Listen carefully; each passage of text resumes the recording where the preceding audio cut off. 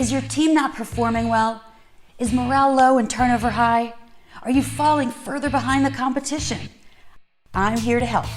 I'm your host, Shani, and this is the LeaderShift Show, where business strategy and culture finally meet, and we make the long-awaited shift from rhetoric to results. I promise I'm not your typical boring leadership consultant, and I will help you get your shift together. Let's do this. Hello, LeaderShifters, and welcome to another episode of the LeaderShift Show with yours truly, Shani Bacon. It is my pleasure today to introduce you to our guest, Jeremie Bacon. Jeremie, quick hello before I give your bio. Hi, everybody. Jeremie is joining us from the great state of Illinois and the great city of Chicago, and that is where we know each other from. Jeremie and I are former colleagues from Goldman Sachs in the equities division. We worked together, we won't say how many years ago at this point, but I was in domestic institutional equity sales, and Jeremie as a Japanese speaker and all around Renaissance man was in the international equities division, but we all occupied the same space in what was then the Sears Tower. And then Jeremie made a big shift to be a serial entrepreneur. His very first company was called Backstop Solutions, which he founded and ran for about a decade before shifting to some other things. And as I said in sort of the pre-call before this, there's a bit of a Jeremie family tree of entrepreneurship that I will let him walk us through in just a minute. Because not only is Jeremie a former colleague and a friend and a model entrepreneur, but he's also one of the most ambitious athletes that I know, and I don't even understand how you fit in the training into your busy life as an entrepreneur and a father and a husband and a civil servant and some of the other things that you do. But he is an ultra marathon runner and triathlete.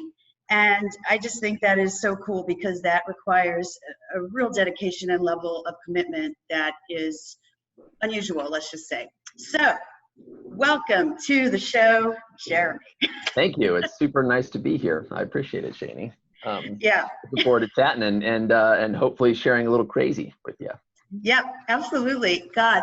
So, yeah, Jeremie and I were instant friends when we worked together at Goldman, because neither of us really drank the Kool-Aid, right? We liked our jobs. We respected the firm, like Goldman back then, great firm, still a great firm, and we were doing cool things, working with smart clients. But I would say neither of us really defined ourselves by that, and we sort of got the joke that this isn't all that's available to us in life, right? Would you agree with that? Oh, for sure, 100%. Yeah. I would echo your sentiment. I loved working at Goldman, and I often joke with people. In fact, I was just hanging out with a couple of old colleagues from Goldman yesterday from the Private Wealth Management Group. We were talking about some of the interesting initiatives that they've got going on over there, and one of them said, one of these days you're just going to have to come back here and work with us. And I was like, yeah. I don't think I'm employable at this point. So I don't know that would ever work. And as much as I loved it there, I think there are three kinds of people that work at Goldman. There are the kinds like you and me who say, we love it, we appreciate it, we're grateful for the experience and the opportunity and the connections and the drive and the support and everything that comes with that amazing organization, but we don't want to be there forever. It's a stepping stone for us in our careers and as we continue to expand our worldviews. Then there are the people that I'm a Goldmanite and I will always be a Goldmanite and I love Goldman Sachs. And you find those kinds of people in every big company, and they're the lifeblood of the organization. They make it hum. And those are some of my best friends, and to this day are folks that are lifers, not just there, but other places across the planet. And then there are the folks that damn it, I'm going to be a partner and I'm going to do whatever it takes to be a partner. And that's also okay. And that's actually one of the things that's neat about the sort of Goldman hierarchy and the Goldman model. Mystique, yeah. It's an amazing place to be. In fact, it was when I was at Goldman, I got really, really into like personality type testing and sort of human psychology. I'd sit on the floor all day long and on the phone or in front of clients. And it was really fun to sort of think about the underlying motivations that sort of drove the people that I worked with and the people that I served. And actually, not that I want to talk about Goldman forever, but it was that sort of foundational, I guess, understanding of and interest in psychology that really has influenced me to this moment in thinking about how I want to build culture and how I want to carry culture and how I want to influence culture in the companies that I've started and had the opportunity to work with. Yeah, interesting that you bring that up, because I'm in Arkansas this week working with one of my regular clients. I do leadership training with them every year with different cohorts of leaders, and the last 2 days we have focused on DISC, which is obviously one of many different personality behavioral assessments, and all of the elements that benefit from being more aware of what your own type is, to be able to appreciate what other people do, what other people are, so that you can communicate and influence them differently, and of course how you relate to customers and prospects differently. And they nailed me because I said, what type do you think I am? And they were like, high D. Yeah. And I was like, and I'm pretty much tied with one other. And they're like, oh yeah, you're also a high I. Yes.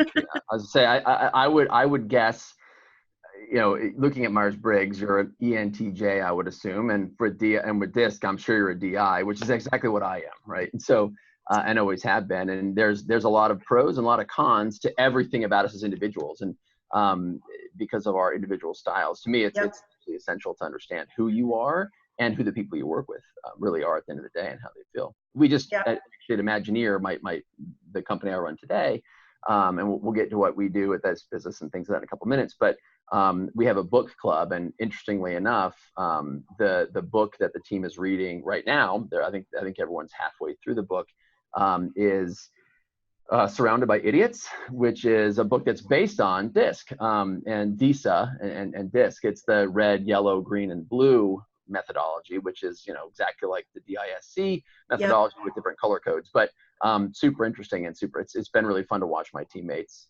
yet again sort of discover this and think about who in this business is a D. Someone just recently sent me a picture of that book that they saw in the airport, who had taken one of my DISC trainings and was like, look, here it is. So funny. Yeah. All right, so let's get into this, because your career has been so interesting. So I guess, first of all, walk us through, why did you make the shift from Goldman to Backstop, and what did you have to do, not only process-wise, but mindset-wise, to make that leap? Sure. And I will start maybe by taking a half step back from that. And really, for me, the first shift was deciding to go work at a place like Goldman. So for better and for worse, I've been an entrepreneur since I was a little kid. I mean, I started my very first company when I was 8. And I had companies at 8 and 10 and 15, and all through college, I started a couple of businesses even. Okay, so what was your 8-year-old company? I consolidated paper routes. So I went, and that's a whole other side conversation that we could spend an hour talking about. But basically, I figured out that I could make a lot more money as a paper delivery boy if I purchased rights to deliver large chunks of the neighboring paper routes in my area. And so I approached other newspaper delivery boys and girls and said, hey, I'll give you X dollars for Y percentage of your route, and I'll do the collections, but I get all the tips and this, that, and the other. And so it ended up being a really good little business for me. And look at you rolling up newspaper routes like a born venture a born private equity guy, like wringing out the synergies. The reason I had to do it was because the Denver Post wouldn't let me get more than one route as a kid, or heck, as anybody at the time. I don't think you buy more than one route. And like, well, all right, then I'll just go get them from everybody else. So anyway, I've always been an entrepreneur, for better and for worse, and always knew that I wanted to build businesses.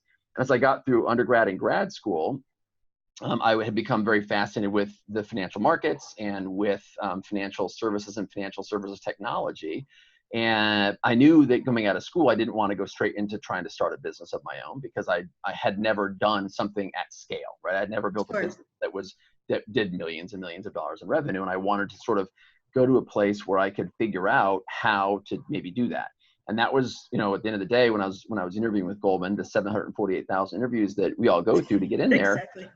and the 16 different divisions in the firm, I ended up having a choice between equity research and institutional equity sales. And I chose sales because it gave me, as you recall, direct access to lots of management teams and lots of analysts. And so versus if I went and became an analyst, I would have still had access to teams, but it would have been in a specific sector, category, whatever it might be. Right. So you decided to go broad rather than narrow and deep. I did. And, one of the great parts about that job was that it exposed those of us that did it to management teams of very large companies that were going public for the first time, or that were doing secondary offerings, or that were finding new and exciting ways to tap the capital markets on one hand, but it also got us opportunity to sit face to face with some of the world's smartest men and women who are managing money and making decisions about the value and merits of those business plans and business models. Yeah. So I was, famous in my own mind for being the most annoying analyst that the CEOs and CFOs and COOs ever had to deal with on the road, because we'd finish meetings and we'd sit down in the limo going to the next meeting, and I'd be like, okay, I got 47 questions based on what you guys, and I would literally just pepper these guys and girls with questions about how they run their business and how they got where they went and what they thought about sales and how did they scale this and what's going on with that. And it was awesome. And then at the same time, I could sit down inside the asset manager's office and look at what they were doing and how they were growing their business and what was working and what wasn't.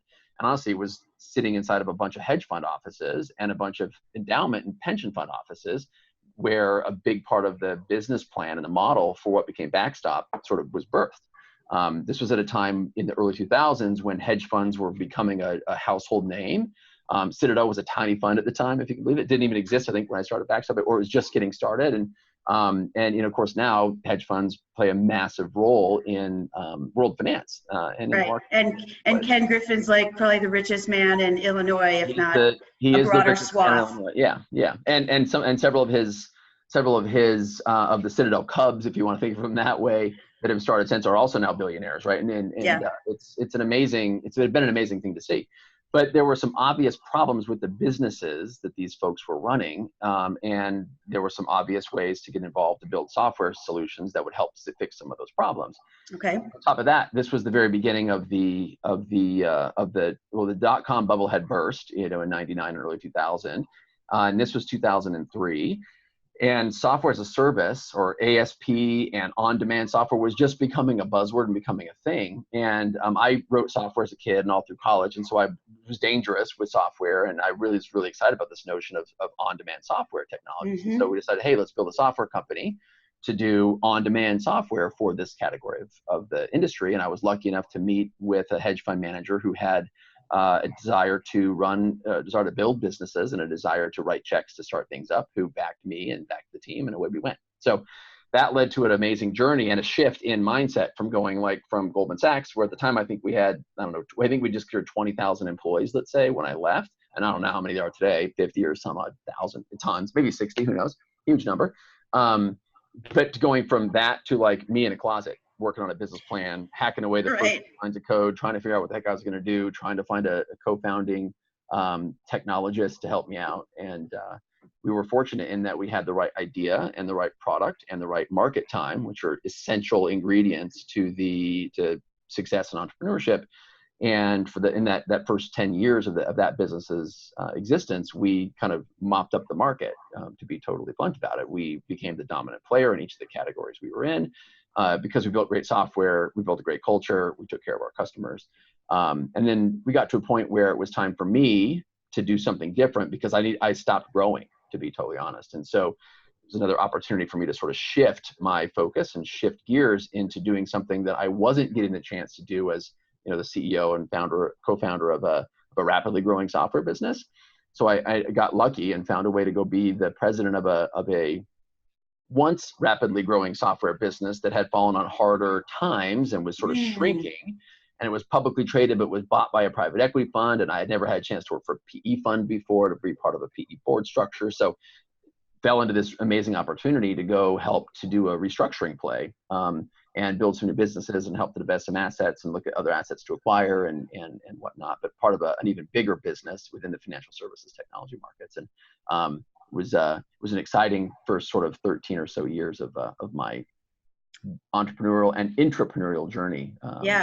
So what did you learn from Goldman and Backstop that you kind of brought with you to that role where you were essentially turning around a situation that really worked? Yeah, well, I think one of the biggest things that one of the biggest takeaways from Goldman, outside of this desire to focus on human psychology and in building teams and building culture, is the notion of culture itself and the importance that culture plays in building a successful organization. Like, it's just so I wish important. everybody that ran companies had that mindset, because it drives me crazy that people relegate culture to some junior HR person, and it's not elevated to the same level. I mean, that's my tagline, is where business strategy and culture meet, because they have to meet. Yeah. Well, I think there are, I guess I'm going to say they're obvious, so they're probably not, but some I think pretty clear reasons why that's the case, why a lot of executives don't get culture or don't think culture first. And that's because a lot of executives are DIs, right? Going back to DISC, a lot of us, I mean, we're naturally passionate people with a desire to grow, expand, explore, drive hard, move fast, break things, work really fast, work really hard, work tirelessly, go crazy, and change the world, right? And we carry a culture with us, but oftentimes, right, to sort of drive culture into a group of people and to make that culture stick, we're terrible at that, because we're always thinking about the next mountain to climb, right? Like, we're actually thinking about the next mountain to climb before we even got to the top of the mountain we're currently climbing, because we can already see way off this, I'm going to go to that one next. And so it's really hard for us to stop and say, great, now how do I ensure that all the great things we learned getting up this mountain become part of the permanent culture and stay here? So quite frankly, that's where, again, using this, that's where we need our C's, right? That's where we need our analytically minded, attention to detail. I'm not going to act until I know exactly what is right and what's good for me and what's going to work types, because they can help absorb that culture and then spread it through your S's, right? And I's can be great spreaders too. So, but I think you have to think about this holistically. And so many people that are hard charging entrepreneurs or CEOs or execs, like, they're too worried about next quarter or the next product or the next launch or the next customer meeting to sort of feel it's worth their time to focus on culture. But you got to do it. And absolutely, to be totally honest about it, like, culture is crazy important to me, but like in all the companies I've ever been a part of, including my day job now at Imagineer, we, you know, like, I like to think that my teammates see me live our culture every day, but I'm also not the kind of CEO or exec that where every communication starts and ends with our 4 points of our 4 values here are openness, transparency, integrity, and gratitude. Like, I don't say those every single day, but that's what we talk about. That's the culture we live. Well, that's the difference, is it doesn't matter how many times people say it, if they're not living, if their behaviors aren't aligned with the words, the dissonance starts to create cultural toxicity. Yeah, for sure. Absolutely. Yeah. So that was, to me, that was a big and powerful thing. And like, I believe that good, like, the honest truth is, and whether it's a software business or a consulting firm or, you know, or a widget company, the best product almost never wins. It's great when you can have the best product and still win, but it's culture that carries your message and your brand to your client, right? And then it's the way that it's the culture that you carry as a business and your attitude toward the customer journey that drives success for your business and your customer. And that's why it's essential. Oh, it's absolutely essential. I love that. Let me just pause and make sure. Did everybody hear that? It's not necessarily the best product that wins, right? Yeah. Almost never. It's the product that resonates with the right message, with the audience, and with the culture of the brand itself, so that employees, who are essentially the brand ambassadors, are enrolling customers. Because you know what, the person in charge can't do all that. Right. So you've got to, the culture has to cascade so that anyone that a customer prospect is encountering is a brand ambassador, and that is built from the culture. Because if you don't give a shit, you're not going to put your best foot forward in any interaction with a customer or prospect. Totally right. Yeah. And at the end of the day, products are always improving, and products never done, ever. In any business, it's never done. That's why focusing on having the absolute perfect product before you go to sell it's a fool's errand, because you'll never have the perfect product. Oh, and for sure.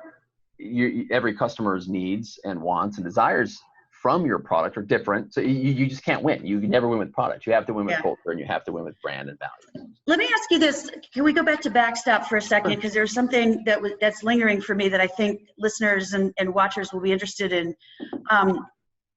So you were introducing a software package at the very early days of SaaS. So let's call it leading/bleeding edge. Totally bleeding so edge. Yeah. Mm-hmm. Part of your sale was actually education, if I may take an educated guess. That's exactly right. In fact, the first several times I went to sit down with prospective clients and also with other industry participants. So within the world of hedge funds and the markets, you've got these entities called prime brokers that live inside of big investment banks like Goldman Sachs. And prime brokers, they work with hedge funds and hedge fund like asset managers to help them do everything from figure out who to trade with and which trading platforms to implement, to like how to make sure that they can pass an SEC audit when they come through to check on their practices and policies. So I would sit down with groups at prime brokers, from Goldman to Morgan Stanley to UBS and everybody else, and hedge fund managers, and I would say to them, hey, I just left Goldman. I'm building a software company. Our platform is going to touch your most sensitive client data, and it's going to do it all on the internet. And they would just laugh. They'd say, you're a total idiot. There's no way anyone's going to do this, right? No one will ever trust the internet. And I was like, well, this is exactly why you're wrong, because at that point, we were at the peak sort of period when everyone was unsure of the internet, unsure of the power they're in, unsure of where the web was going to go. And within years, I mean, you'd be an idiot not to be building for the web.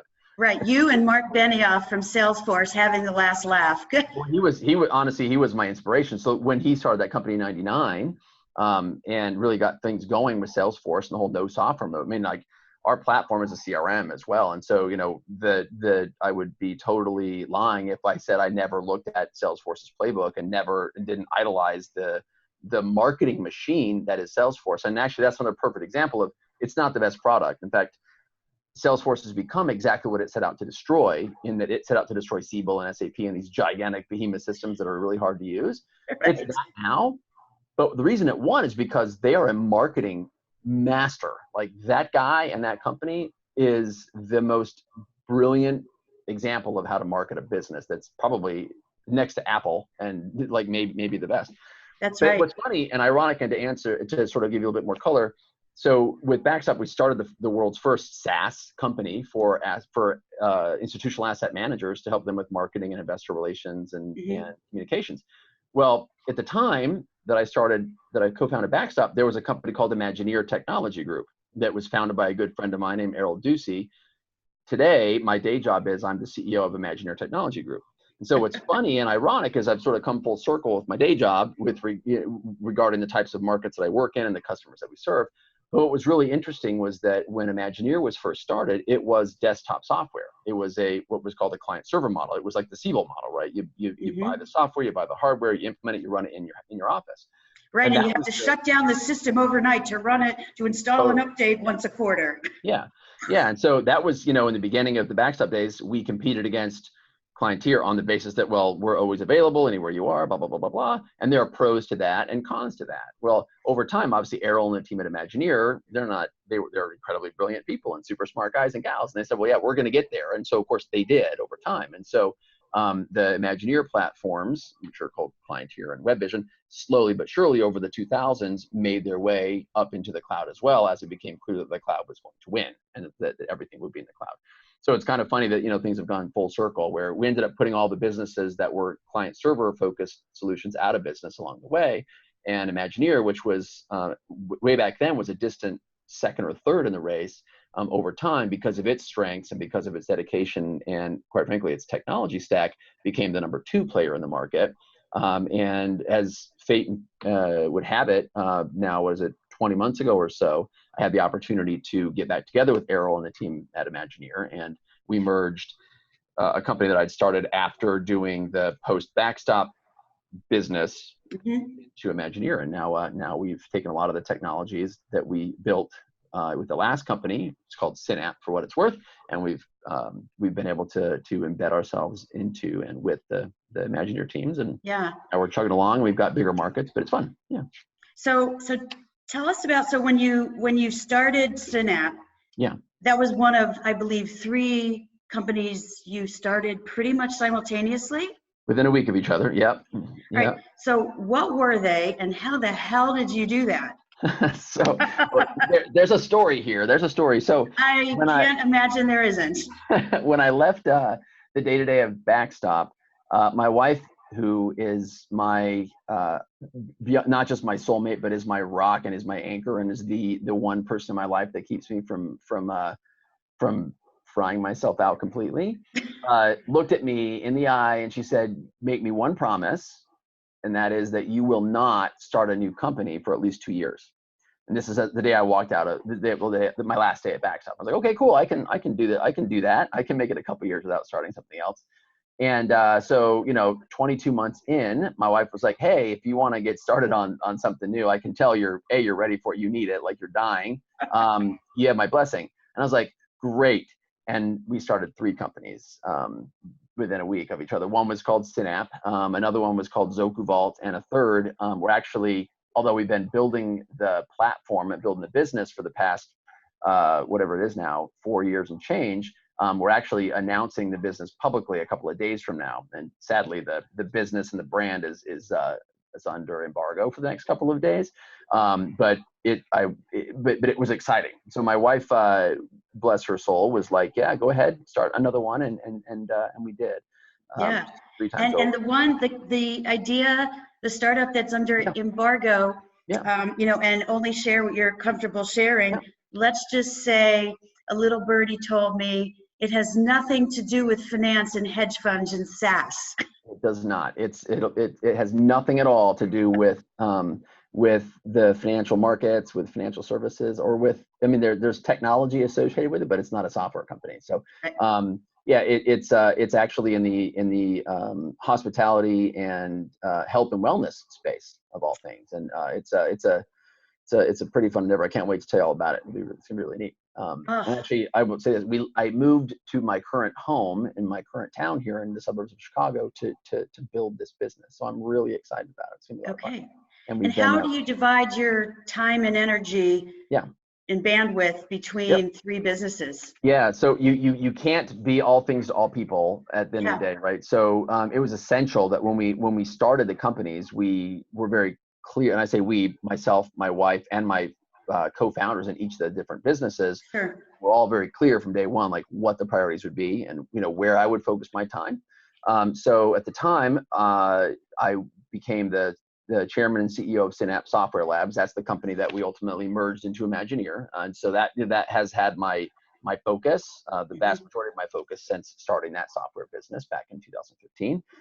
And post the merger with Imagineer, that is my day job, I like to call it. So my 50 to 7,000 hour a week job is Imagineer / what we did with Synapse.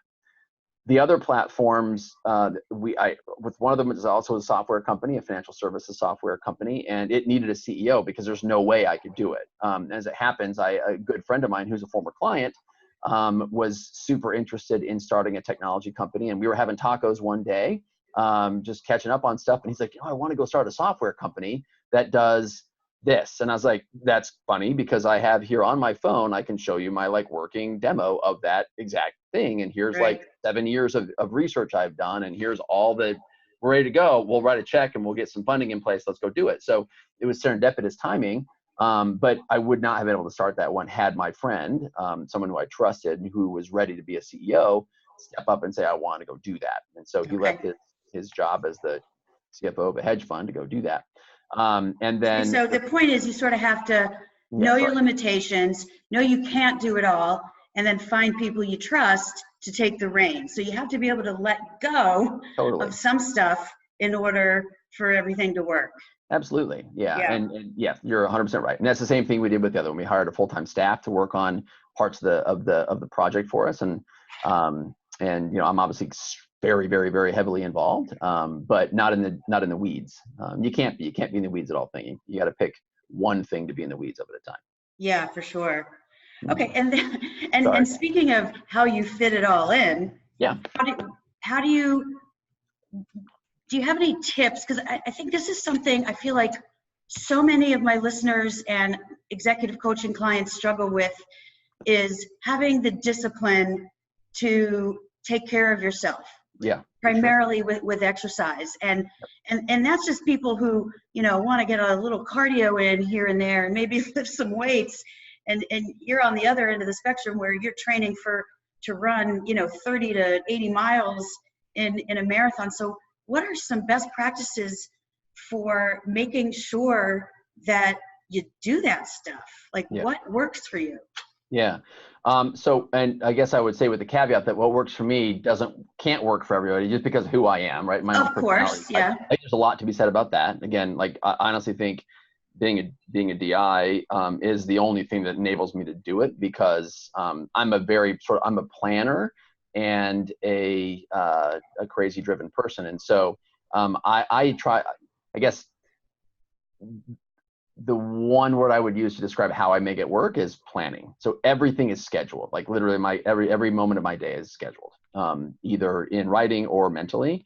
And I do that. And I mean, I even schedule like my downtime. And today I'm going to watch, season 2, episode 1 of Mindhunter. Like that's my downtime. And I'm watching it on the train ride home. And then for 20 minutes while my kids are doing homework. That's how I'm going to finish that show. But it's on my list of crap to do today. And it's as important to me as the conference call I have after this, because to me, it's one of my release points. Right. And for me, the type of person I am, like, I've always been an athlete. I've always been very active, except for one sort of 3-year period where I wasn't. And during that one sort of 3-year period where I wasn't, like, I fell apart. And so for me, again, the sports angle, the ultramarathon angle, it's all part of a bigger sort of plan. And so for me, like if I'm out there running 20 miles, let's say, or biking 75 miles or doing, an adventure race for a day, like that time that I'm out there is the perfect time to do what I like to call temptation bundling. So I fill up that time with other activities as well as the running and the thing. When I'm training, it's all about physical reaction and what are my legs doing and what are my muscles telling me and how am I going to get through this and or how am I going to improve my shape, my coordination, whatever it might be. But when you're doing a 10-hour race, like you're worrying about form because you get injured if you don't, but like you've got a lot of time to think. Right. And so for me, it's a way to kill 2 birds with 1 stone. Interesting. It really is. Okay. And so it's for me, being outside, being in the outdoors, doing endurance athletics and things, it's pure catharsis. It's great. Yeah. Well, I think you said something really important, which is it's as important to me as the conference call or fill in the blank. Right. Yeah. And I think that's where a lot of people fall down. Oh yeah, you gotta be so selfish with your time. Like I'm less, because essentially what you're saying when you say I don't have time to go to the gym or to yoga or whatever is I'm not a priority to myself. Right. Like I'm putting everyone and everything else ahead of my own health and wellness needs. Right. And I think when you start to look at it that way, it doesn't feel good, and it's certainly not the way ambitious people want to have their own self-image shaping up into, and so I guess it's that shift in belief that it is as important as everything else that finally gets people to prioritize it into the calendar and stick to it. Absolutely. There's also ways to sort of to bundle it with other things you need to do anyway. Case in point, or want to do anyway. Like the business that we're announcing later on this week.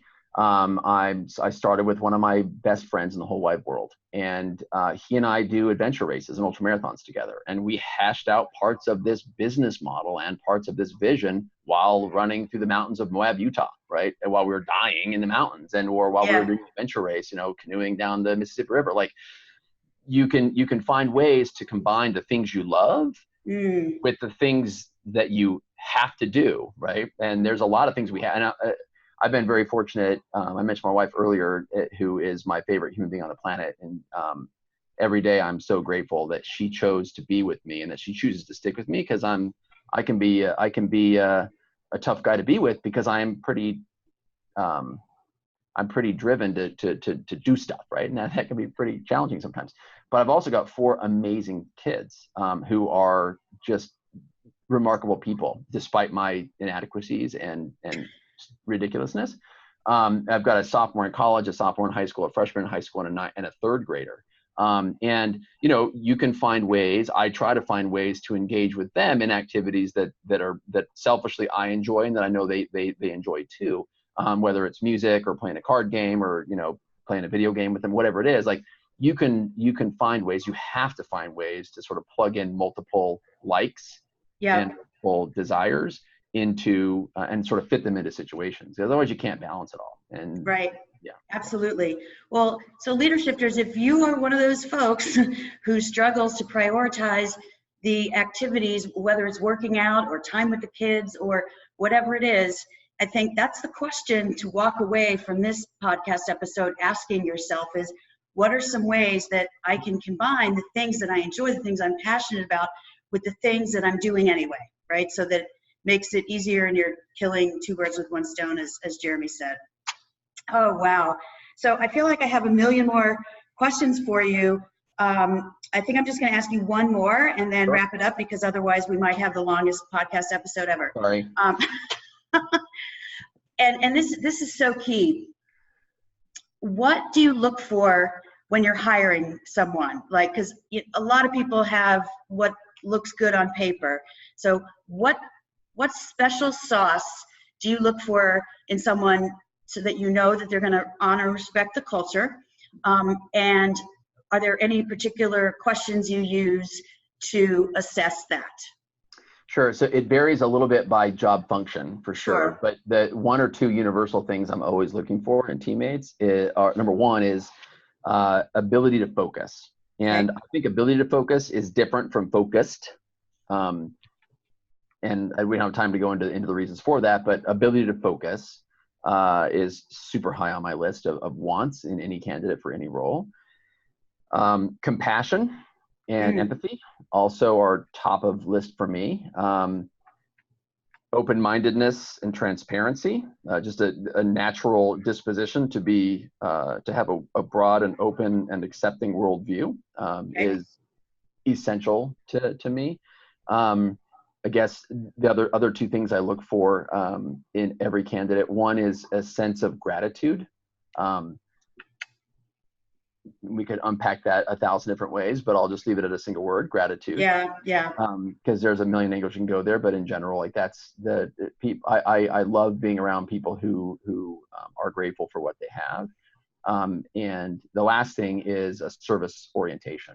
So the desire to help other people and serve other people, not to be subservient to people, but to serve others. And to help other people get what it is they need and or want and or like and want to achieve and want to be.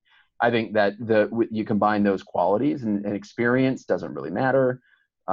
Educational pedigree, except in certain situations and for certain types of jobs, doesn't really matter. You give me someone who's a go-getter and a hustler and who's empathetic and passionate and shows gratitude and a desire to serve, and like that's a guy or a girl I want to work with for sure.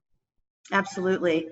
Good. Well, thank you so much for joining us today. I'm just going to do a quick wrap up and tick through some of the highlights that I just jotted down as we were talking with, entrepreneur since he was 8 years old with consolidating paper routes to, let's see, 1, 2, 3, 4.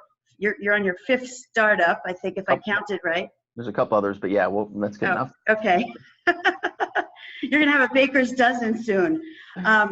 So I think one of the important lessons about going to work at Goldman, even though you knew you were meant for entrepreneurship, is to be a little patient and get the experience and the learning you need. Like, it doesn't have to happen now. In fact, the fact that you had the foresight to do that demonstrates like ready, aim, fire. And a lot of entrepreneurs are just like, I have a great idea, I'm going to go, right? And I get that sometimes timing is of the essence, and if you don't do it, someone else is going to steal your idea. But I think sort of balance that against you need some experience, like, because you might have a great idea, but you might be completely inept at building and running a company.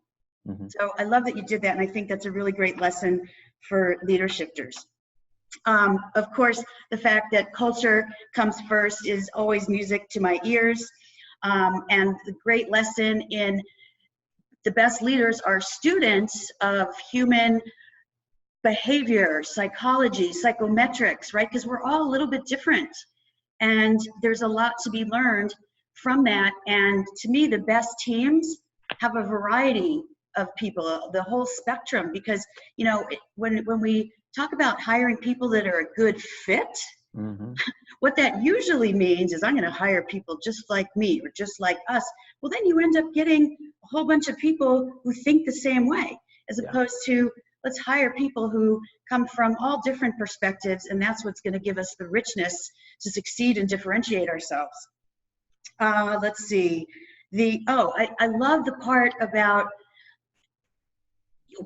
recognizing that we can't do it all, right? There's only so much time in the day, and no matter how many zeros we have in the bank account, we can't manufacture more or buy more time in the day. So it's like, okay, know what your limitations are, find people you trust to help you, and let them go, right? Like trust them enough to let go of the reins and let them do their thing, and then you're creating bigger pie. Because otherwise, if you're trying to split your effort among too many things, everything's mediocre. Exactly.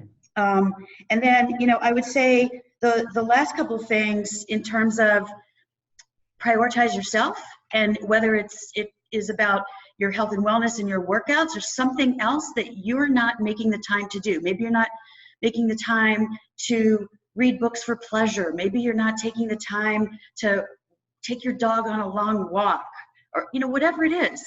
Make it as important as the investor meeting. Make it as important as, you know, the meeting deadlines for clients, right? It's got to be that important, or else you'll never do it.